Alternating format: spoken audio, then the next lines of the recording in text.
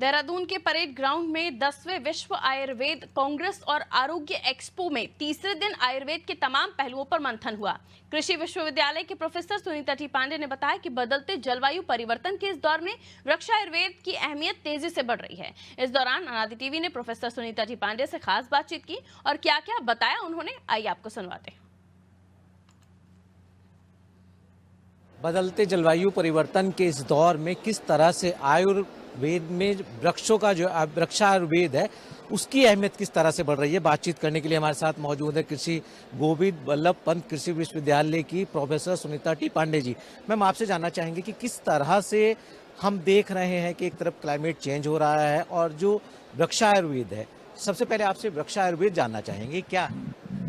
देखिए, आपको क्योंकि सार में चाहिए इसलिए मैं ये बताना चाहूँगी कि जब हम आयुर्वेद को पौधों के लिए उपयोग करते हैं, पौधों की आयु बढ़ाने के लिए, पौधों के अंदर इम्यूनिटी बढ़ाने के लिए, और न केवल पौधों के ऊपर, क्योंकि 5 प्रकृति के तत्वों को पावरफुल बनाने के लिए, ताकि उससे अच्छे पौधे हों और अच्छा स्वास्थ्य हो, वन हेल्थ कंसेप्ट के लिए, तब हम आयुर्वेद का उपयोग पौधों के लिए करते हैं, तो उसे वृक्षायुर्वेद कहते हैं। जिस तरह से अगर हम पर्वतीय क्षेत्रों के युवाओं की बात करें तो कृषि के प्रति कहीं ना कहीं उनका जो मोह है वो कम हो रहा है, जबकि देश के प्रधानमंत्री लगातार ये फोकस कर रहे हैं कि हम कृषि को बढ़ावा दें, तो कहीं ना कहीं इसको किस रूप में देखते हैं? वृक्ष आयुर्वेद, या हम कहें कि प्रकृति के साथ तालमेल रखते हुए जब हम खेती करते हैं तो सबसे पहला काम हमारा ये हो जाता है, परिणाम, कि हमारी कृषि की लागत कम हो जाती है और क्वालिटी बढ़ जाती है। क्योंकि जिस तरीके के रेजिड्यू हमारे क्रॉप्स में आजकल मिल रहे हैं वो स्वास्थ्य दे नहीं रहे हैं हमें, जो उनके उत्पाद हैं, जो चाहे वो सेब हो, चाहे वो पहाड़ की और फसलें हों, तो हर्षिल का सेब है तो इसका रेजिड्यू जरा आप नाप लीजिए, क्योंकि बड़े छिड़काव होते हैं वहाँ पर, तो वो हमें स्वास्थ्य देने की जगह बीमार ना कर दें कहीं।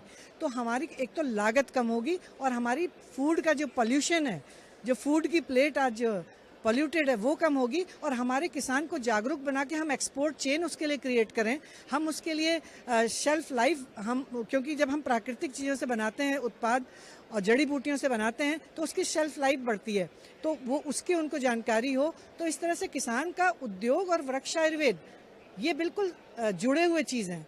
अगर वृक्षायुर्वेद करेंगे तो उद्योग अपने आप पनप जाएगा, ये मैं बिल्कुल पक्के विश्वास के साथ कह सकती हूँ इस बात को। सवाल तो कहीं एक सवाल ये भी आपसे जानना चाहेंगे कि जिस तरह से वृक्षों की गुणवत्ता, या कई बार हम देखते हैं कीड़ा लग जाता है, और भूमि की उर्वरकता, इसको अगर हम बढ़ाने की बात करें तो क्या कहें? बिल्कुल बात ठीक है। जब हमारी भूमि अच्छी होगी, पावरफुल होगी, तभी हमारे पेड़ की जो हमारे फसलें हैं उसकी इम्यूनिटी बढ़ेगी। हमारे अंदर आज जिंक की कमी क्यों है या आयरन की कमी क्यों है? क्योंकि कहीं ना कहीं ज़मीन में आयरन की कमी है ना। तो जब हम उस तरीके के उत्पाद डालते हैं, जैसे मैंने बताया आपको, कुणप जल जो हमारा 1000 वर्ष पहले दिया हुआ हर्बल बायो फर्टिलाइजर कह सकते हैं, बायो स्टिमुलेंट कह सकते हैं, जो कि हर चीज़ में रिच है। आप कुछ भी नाप लीजिए, आयरन नाप लीजिए, जिंक नाप लीजिए, उसमें अमीनो एसिड्स हैं, उसमें एंजाइम्स हैं, उसमें हार्मोन्स हैं।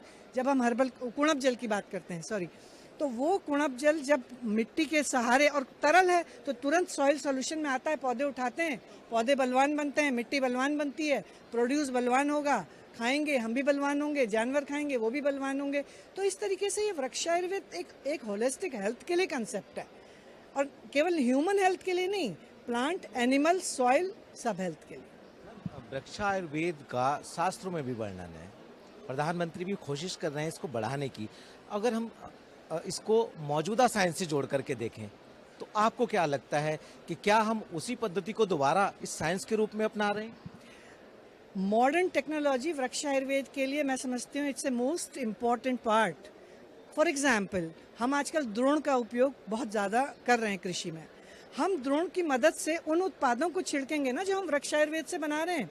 हर्बल कुणप जल को हम द्रोण की सहायता से छिड़केंगे ना, और हमारे पास ड्रजरी फार्मर्स की जो है ना वो बहुत कम होगी। जब हम वृक्षायुर्वेद और जो लेटेस्ट टेक्नोलॉजी है, बहुत ज़रूरी है उसके साथ इंटीग्रेशन होना, नहीं तो आजकल ड्रजरी कोई फार्मर करना नहीं चाहता। तो हमारे जो साइंस है उसका थोड़ा डोमेन चेंज होना चाहिए, मतलब मैं ऐसा समझती हूँ। क्योंकि जब हम प्रकृति के साथ तालमेल करते हुए टेक्नोलॉजी जनरेट करें और उस टेक्नोलॉजी को हम जो मॉडर्न टूल्स एंड उसको अप्लाई करने के लिए जो टूल्स हैं कि हमें कम से कम जो है उसमें ड्रजरी हो, वो वैसे टूल के लिए हम साइंस करें और नेचर से हार्मनी रखते हुए, चाहे वो प्लांट प्रोटेक्शन के लिए हो, चाहे प्लांट प्रोडक्शन के लिए हो, तो हमारे पास रेसिपी सब हैं। अब हमें उन्हें जांचना है आज के कि भाई हम उसमें GCMS करें, भाई क्या क्या क्या क्या हमारे पौधे के अंदर, जब हम वृक्ष आयुर्वेद से कर रहे हैं तो कौन कौन सी क्वालिटीज़ आ रही हैं, जब हम केमिकल से कर रहे हैं तो कौन कौन सी क्वालिटीज़ आ रहे हैं, वी कैन कंपेयर, तभी हम विश्व के आगे अपने को साबित भी कर सकते हैं और करना पड़ेगा, नहीं तो हम पीछे ही रहेंगे।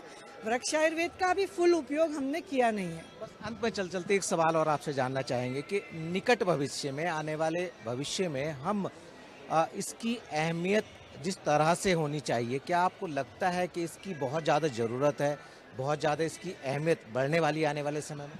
क्यों नहीं बढ़ने वाली है? हम देख रहे हैं अपने वन हेल्थ कंसेप्ट क्यों आया, क्योंकि हमें लग रहा है ना कहीं ये पूरी चेन में हमें परिवर्तन लाना है। Soil health, human health, plant health, animal health, तो इस पूरी चेन में हमें परिवर्तन लाना है, क्योंकि ये चेन पॉल्यूटेड है। तो उसके लिए वृक्ष आयुर्वेद एक बहुत अच्छा कंपोनेंट है और ये विधा जो है इमर्ज करनी बहुत ज़रूरी है विद ऑल साइंटिफिक बेसिस। तो ये समय, क्योंकि आप क्लाइमेट चेंज देखें, अपना रिसोर्स का पोल्यूशन देखें, उसके लिए बहुत ज़रूरी है और आने वाले समय के लिए एक बहुत बड़ा रिसर्च डोमेन है ये।